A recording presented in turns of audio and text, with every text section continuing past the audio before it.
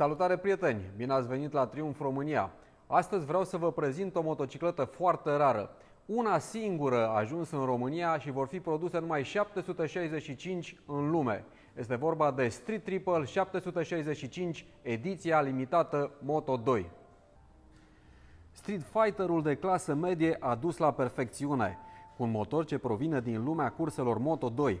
Acesta este cel mai performant, cel mai bine dotat și cel mai agil Street Triple produs vreodată. De fapt, este ceea ce publicul și presa de specialitate au cerut. O motocicletă cât mai apropiată de cele din Moto 2, care să poată fi pilotată atât pe circuit cât și pe șosele. Experiența curselor poate fi simțită cu cea mai mare putere din această clasă, un cuplu omniprezent, un răspuns al accelerației instantaneu și reprize rapide. Stilul deosebit al ediției Moto 2 e scos în evidență de componentele din fibră de carbon, de emblemele oficiale Moto 2, de mesajul de întâmpinare de pe bord, de numărul de identificare de pe jugul superior. Iată, de exemplu, aceasta este unitatea 428 din cele 765 fabricate.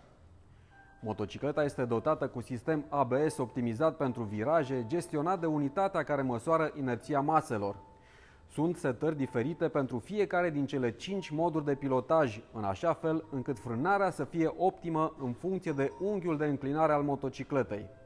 De asemenea, și sistemul avansat de control al tracțiunii, acel Optimized Cornering Traction Control, monitorizează permanent contactul anvelopelor cu suprafața de rulare și intervine în consecință, existând 4 trepte pentru stiluri diferite de pilotaj sau pentru variate condiții de drum.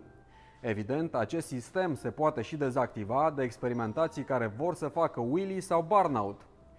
Ediția limitată Street Triple Moto 2 vine echipată cu furca inversată Öhlins complet reglabilă, precum și cu monoamortizor tot de la aceeași prestigioasă firmă, iar frânele Brembo Stylema garantează cea mai eficientă și mai puternică oprire.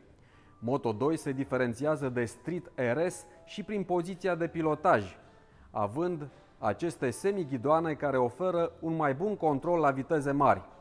Performantele anvelope Pirelli Supercorsa SPV3 sunt dotare standard, cea mai bună alegere pentru un cauciuc omologat pentru uz stradal, dar care are aderență, stabilitate la viteze mari și precizie extraordinară și pe circuit.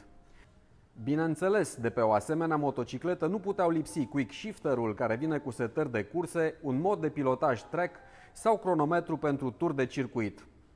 Emblematica parte frontală pare mai agresivă în această minunată schemă de culoare, Racing Yellow. Toată alura sugerează că motocicleta abia așteaptă să fie pusă în mișcare, să arate de ce e în stare.